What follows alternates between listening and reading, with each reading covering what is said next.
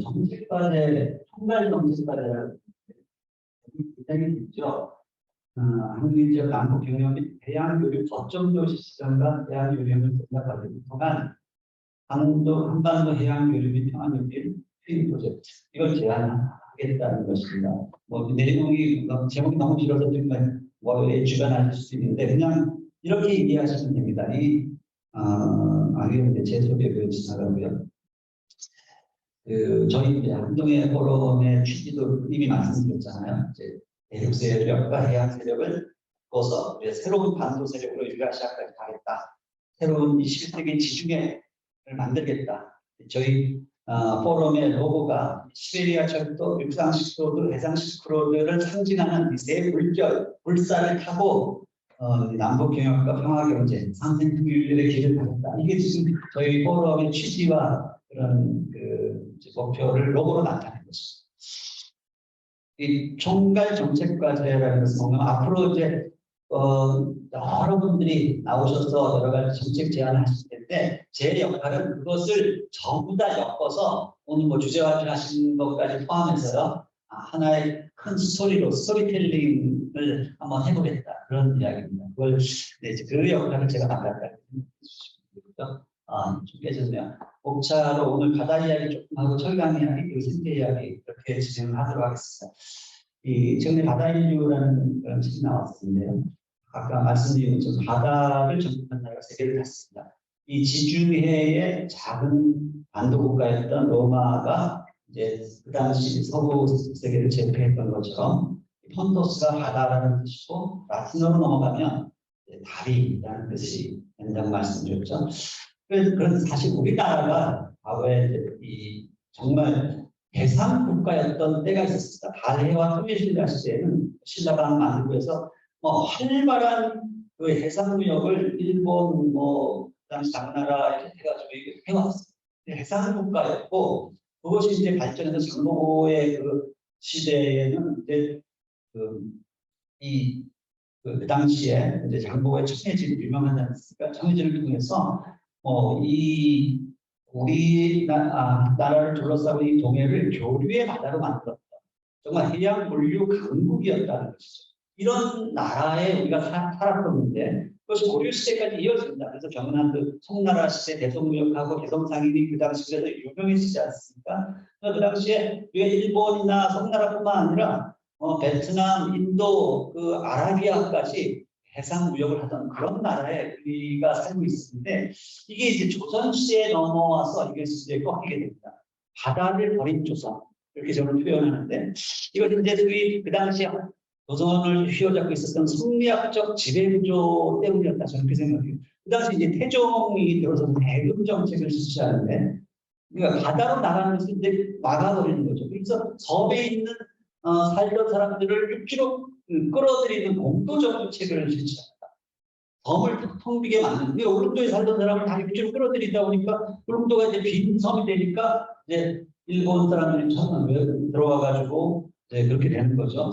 이것이 이제 성리학적인 저는 지배구조의 한 부분이었다는 생각을 하는데요. 성리학이 갖고 있는 이기 이원론, 그러니까 사실 이제 형식과 명분을 중시하는 그 당시의 산업공상 그런 그 사상 논쟁이 아주 치열하게 벌어졌지만 이 순리학적 지배구조 속에서 이런 그 글쟁이들, 선비들이죠. 선비들을 우대시하고 귀족주의죠. 그런데 농민이나 공돌이나 하는 이런 사람 다 하층민으로 생각하는 이런 것들이 이제 그 나라를 뒤덮고 있었고 거기에 반발해서 일어난 이제 양명학이 일어났잖아요. 그래서 그 양명학의 영향을 받아서 그런 시각상 일어나고 정재주, 정약용, 정학전, 박지원, 박재가 이런 사람들이 일어나는데 그 최근에 영화 보셨는지 모르겠습니다. 자산어보라고 정약용의 형이죠. 정약전 선생이 귀양 가서 그 당시로서는 어마어마한 흑산도의 그런 해양 수산물의 그런 보고서를 작성한 이것은 그 유교적 그런 양반 계층으로서는 있을 수 없는 그런 일을 했다는 것이죠. 근데 그 당시 시대가 동양이 조선만 되는 것이 아니라 명나라가 사실은 어마어마한 해상국가였거든요. 이 인도양을 다 장악하던 명나라가 그 당시 유럽에 차를 팔고 도자기 뭐 비단 팔아가지고 유럽의 금은 보화를 다 끌어들이던 보국 그 강국이었던 명나라가 이제 정화라는 이 환관이 남의 원정을 하면서 이 대양을 다 장악을 했었는데 16세기에 들어서 똑같이 대금 정책을 로 전환하게 되면서 그 해상에 있던 많은 인프라를 다 불태우고 선박을 불태우는 이런 어리석은 그런 그 정책으로 말미암아 결국 인도양을 서양의 제국 여러 국가들에게 빼앗김으로 말미암아 결국은 이제 뭐 나중에 아편 전쟁을 통해서 이제 수용을 하는 그런 것이 있었다는. 지금 우리가 이제 미중 패권 전쟁을 목도하고 있는데 이게 20세기를 불붙이고 있지 않습니까? 근데 사실 이 패권 전쟁을 뭐 여러 가지 뭐 IT 전쟁, 우주 굴기 여러 가지 면에서 볼 수도 있지만 경제 전쟁 또 그 내면을 들여다보면 이 바다를 둘러싼 싸움이 그렇게 보고 있습니다. 2차 대전을 전후해서 결국 브레튼 우드 시스템이 세워지죠. 그래서 미국 달러를 기축통화로 만들고 IBRD 이런 걸 통해서 정말 자유무역, 미국의 시장 개방 그런 걸 통해서 그 전후에 폐허가 되었던 유럽이나 또 뭐 중동 산유국, 동북아 한주인들이 다 브레튼 우드 시스템에서 우리가 수혜를 받은 나라들인데 그 단 한 가지 조건이 뭔가면 미국 그 US 네이비가 해상의 그런 운송을 다 장악을 하고 미 해군력이 거기 그것을 다 장악을 했던 것이죠. 근데 그것이 이제 중동 그 이제 석유 파동이 일어나고 하면서 미국 기축통화가 이제 흔들리지 않습니까? 그러나 여전히 모든 원유를 달러로 결제하도록 하는 페트로 달러 시스템에 의해서 이 미국의 해상 운송력, 이 해군력이 여전히 유지되고 있었는데 그것에 이제 도전장을 내밀기 시작한 게 이제 중국이라는 거죠. 가스를 위안화로 이제 폐위하겠다 이렇게 이제 나오고 미중 패권 전쟁이 본격적으로 시작되면서 뭐 시일 혁명이 일어나고 러시아 우크라 전쟁 그 안에 보면 에너지 전쟁이 있는데 보면은 중국이 1대1로 이제 2015년도에 신국가 안전법을 발효하면서 거기에 뭐 여러 가지 이제 내용들이 들어있지만 거기에 이제 해저 개발에 뭐 많은 것이 있는데 보면은 그 해상 실크로드로 이제 그동안 미국이 장악하고 있던 해상 운송권에 지금 중국이 이제 도전장을 내밀면서 중국이 그 당시 이제 AIIB 그다음 그러니까 아시아 개발 투자은행이죠. 그다음에 브릭스 SCO 같은 것을 통해서 중국판 브레튼 우드를 가지고 여러 나라에 도전을 시작한 것이죠. 이번에 이제 시진핑 연임을 통해서 우리가 알 수 있는 것은 거기 이제 첫 번째 두 가지 메시지가 등장했잖아요. 이제 코로나 제로 시제를 유지하겠다. 이것은 빅브라더 통제 사회를 계속 유지하겠다라는 그런 선언이고 또 하나는 이제 그 대만을 무력으로 침공할 수 있다. 이것은 미중 패권 전쟁의 완전 선전포고를 한 것이나 다름이 없기 때문에 앞으로 이것이 이제 계속 이제 우리가 사태 추이를 주목해 봐야 되는데 결국 이 말은 뭔가 하면 결국 미중 해상 물류 패권 싸움에 아주 본격적으로 뛰어들겠다는 것이죠. 호르무즈와 이제 파키스탄의 바다르함을 통해서 말라카 대만 해역을 통해서 이렇게 지금 우리가 그 이제 에너지 자원을 우리가 운송해 오고 있는데 만일 대만이 이제 중국으로 조중에 넘어가면 어떤 일이 벌어지는가? 작년에 정의용 그 외무장관을 왕이 중국 그 외교부장이 북경도 아니고 상해도 아니고 그 샤먼에 대만을 딱 마주보고 있는 샤먼에 불러들여가지고 그 외교장관 회의를 한 이유는 뭔가 하면 너희들 앞으로 그렇게 미국 편만 들고 있다가 대만이 우리한테 넘어가면 어떻게 할래? 라고 하여튼 그 퀘스천을 던진 것이거든요. 굉장히 중요한 그러니까 이런 것에 대해서 우리가 이제 고민을 해야 하는 그런 시점에 와 있는 것이죠. 자, 이제 두 번째는 제가 이제 남북을 다니면서 북한의 그 역사를 좀 들여다볼 때 우리 1972년 그 이전에는 북한이 더 잘 살았잖아요. 사실은 1972년이 저는 변곡점이었다. 언제부터 우리가 앞서게 되었는가? 그 당시에 남북한 군사 독재 정권이 동시에 시작이 되는데 이전에 이제 천리마 운동이나 뭐 이런 천리마 작업반 운동 이런 걸 통해서 북한의 GDP 성장이 GNP가 한 3배 정도 우리를 앞선 때가 있었고 그 당시 강선 제강소가 뭐 아주 유명했었죠. 평양이 우리보다 지하철을 먼저 만들고 고층 아파트를 먼저 만들던 그 시기에 사실은 중요한 사건이 터지는데 그게 뭔가 하면 1973년대 포항 종합제철이 준공이 된다는 것이죠. 이게 그 대일 청구권 그 당시 자금을 투입해서 포항 제철을 만드는데요. 이게 왜 중요한 사건인가 하면 당시에 북한은 사실은 처음에는 이제 이제 중동으로 앞서가다가 나중에 이제 농업 입국으로 이것이 또 이제 전환을 하게 됩니다. 흥남 비료 연합기업소 이게 이제 그 일제시대부터 있던 유명한 비료 공장이 아니니까 이게 뭐 제가 찍은 사진인데 주체농법 쌀로서 사회주의를 지키자. 그러니까 뭐 의도는 좋았겠죠. 뭐 김일성 주석이 모든 그 인민들에게 이밥과 고깃국을 먹이겠다는 그런 아주 그 집념 소원이 있었기 때문에 비료를 가지고 자 여기 이제 그 흥남 비료 공장에 가보면 직접 김일성 주석이 썼다는 그 글이 나와 있어요. 쌀은 곧 사회주의입니다. 그런데 우리 이제 그 당시 박정희 대통령이 이제 포항제철 준공하면서 철은 산업의 쌀이다 이렇게 얘기한 것이죠. 쌀과 철 이게 남북의 운명을 갈랐다. 한국은 철을 선택을 했고 결국 그것으로 인해서 철이 가지고 있는 이 산업사회 인프라가 구축이 됐다는 게 사실은 영국이 가장 유럽의 두 발의 국가였던 영국이 17세기, 18세기를 건너면서 산업혁명에 성공하지 않습니까? 영국의 3대 발명을 흔히 우리가 강적기계 지휘관을 이야기하지만 에이브라함 다하비의 용광로의 발명이 전국에서 제일 먼저 있었고 그로 말미암아 엄청난 연수적인 기술 발전이 있었죠. 최초의 철교, 최초의 수도망, 최초의 철선, 최초의 철도를 영국이 깔면서 산업사회의 인프라를 가장 먼저 이제 가져왔다는 것이죠. 그래서 이제 철을 장악하는 나라가 세계를 지배한다는 이 말이 그동안 역사 속에서 계속 있어 왔는데 지금도 그것은 유효한 것이죠. 브리티시 스틸이 대영 제국 시대에는 전 세계 철강의 한 절반 이상을 이제 생산을 했었고, 그 다음에 US 스틸, 니폰 스틸, 화학제철로 지금은 뭐 중국이 거의 아까 18억 톤 중에 거의 10억 톤 이상을 중국이 생산을 하고 있으니까요.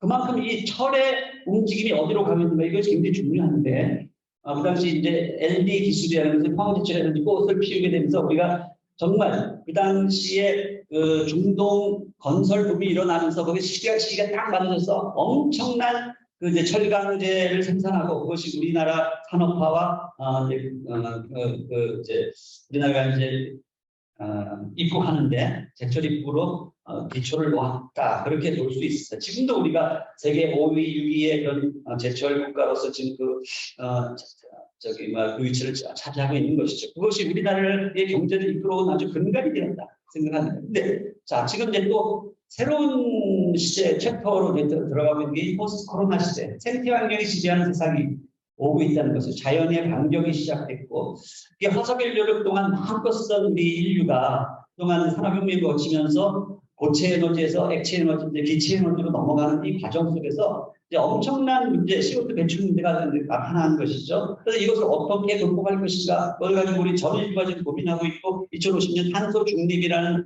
이 이제 과제를 안고 있는데, 그래서 이제 아리백 모든 이제 리뉴어블 에너지를 가지고 이제 100% 달성하겠다 이런 발언 가운데 이제 그 ESG 열풍이 일어났죠. 그 레디핑크, 그게 블랙락이라는 그 대표적인 투자회사의 그 레디핑크가 ESG 경영을 하지 않는 회사에는 더 이상 투자하지 않겠다라는 이 한마디 때문에 전 세계적으로 ESG 경영 지금 뭐 포스코도 마찬가지 ESG 경영을 위해서 아주 많은 투자를 하고 있고 유엔도 때를 맞춰서 SDG, Sustainable Development Goal이라는 이 목표를 가지고 2030년까지 나가겠다고 지금 선언을 하고 있고요. 그런데 참 재미있는 것은 북한도 이 SDG 프로그램에 최근에 가입을 했고, 뭐 작년에 재작년에 그 SDG 개회 세션에서 우리 유명한 BTS가 Permission to Dance라는 노래를 불러가지고 열풍을 일으켰잖아요. 근데 그런 것과 우리가 이제 맞춰보면 결국 21세기는 저는 이렇게 표현합니다. 철, 흙, 풀, 이 세 가지가 공존하는 사회가 될 것이다. 철이 꿀뚝산업, 산업사회를 이제 상징하는 것이었다면 흙에서 우리가 추출하는 실리콘이 이제 그 실리콘 반도체를 만드는 디지털 사회, 지식정보 산업으로 넘어가는 그 이제 화두를 던졌다면 지금 이제 모든 녹색 이제 녹색 그 식물에서 우리 모든 생명체의 먹거리가 나오지 않습니까? 이 녹색 산업 생명사회로 넘어가는 이것을 가지고 우리가 이제 어떻게 앞으로 살아남을 것인가. 여기서 살아남지 못하면 어쩌면 우리가 우주로 넘어가야 되는 그런 상황이 됐고 또 우주 속에서 이제 병행이 메타버스가 이제 하는 그런 시대가 됐는데 자 포스코의 탄소 중립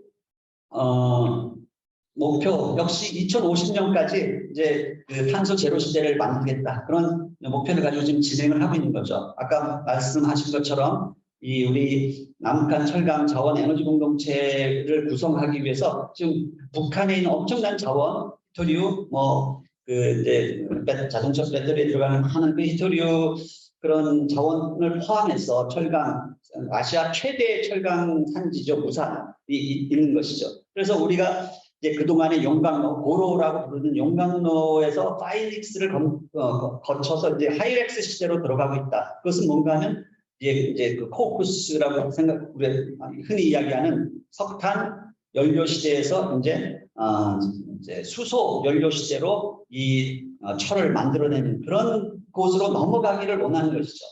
그래서 아까 말씀드린 포항과 청진은 한동의 철강 공급체 개척의 중심 역할을 하게 될 것이고, 이제 제가 이제 생각할 때 이제 지속 가능한 포괄적 남북 협력 모델을 수립하기 위해서 사실 우리 이 단천과 저는 포항을 굉장히 주시를 하고 있습니다. 왜냐하면 이제 동해안을 타고 이렇게 해안선이 있는데 북한에서 나진이나 청진은 너무나 북쪽이고요. 원산 함흥은 너무 남쪽이에요. 중간 함경남도의 단천, 여기가 가장 많은 자원의 보고이면서 어떤 중심 역할을 할 수 있다면 우리도 마찬가지예요. 우리 남쪽에 이 강원도도 너무 북쪽이고 경상남도도 너무 남쪽이라는 거죠.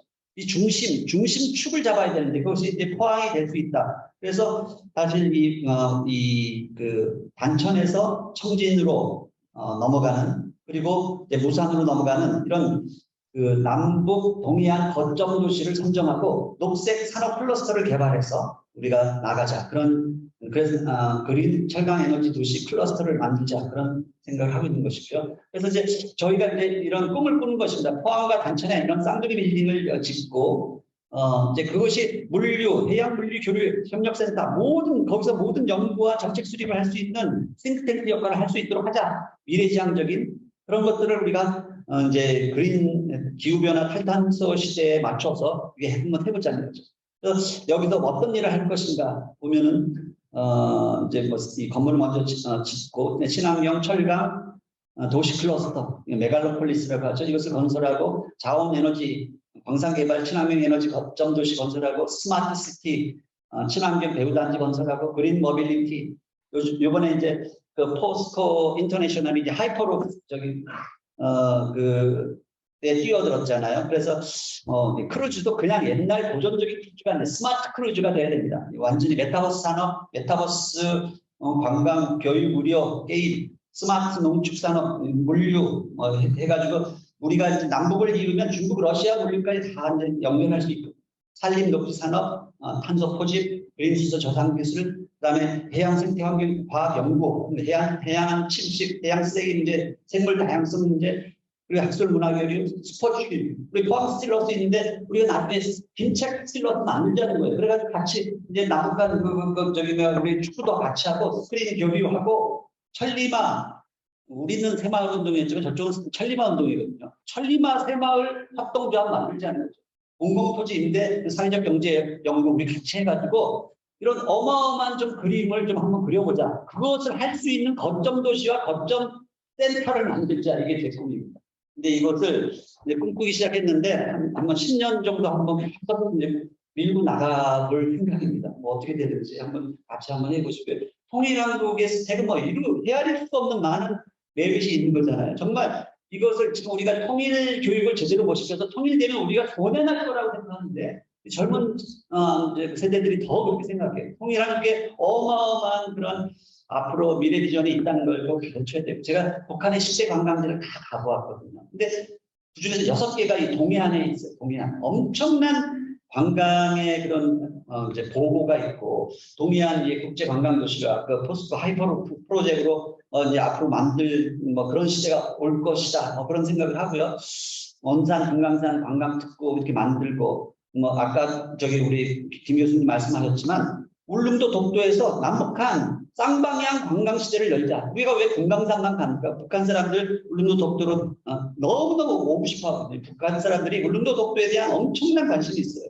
그래서 쌍방향 관광시대를 열고 함흥, 단천, 김책, 청진 뭐 엄청난 이 관광지들이에요. 여기에 이제 들어가고 정말 북한은 관광만으로도 먹고 살 수 있는 나라인데 이제 메타버스 북한 관광하면서 그래서 저의 이제 꿈은 그렇습니다. 우리 남북이 연결돼서 유라시아까지 가는데 우리 남쪽이 이제 든든한 경제력을 활대 역할을 해주고 북한이 이제 이 화살의 역할을 하면서 우리 디아스포라 흩어진 디아스포라 코리안들이 팔찌를 함께 당기는 이런 시대를 열어가자. 이런 큰 그림 속에서 이제 다양한 정책 제안들이 이제 들어올 것입니다. 앞으로 이제 지켜봐 주시고요. 그것을 묶어서 하나의 스토리로 만들겠다. 그것이 저의 꿈입니다. 저의 꿈을 함께 꾸는 그런 동지들이 되어 주시기를 간절히 부탁드립니다. 감사합니다.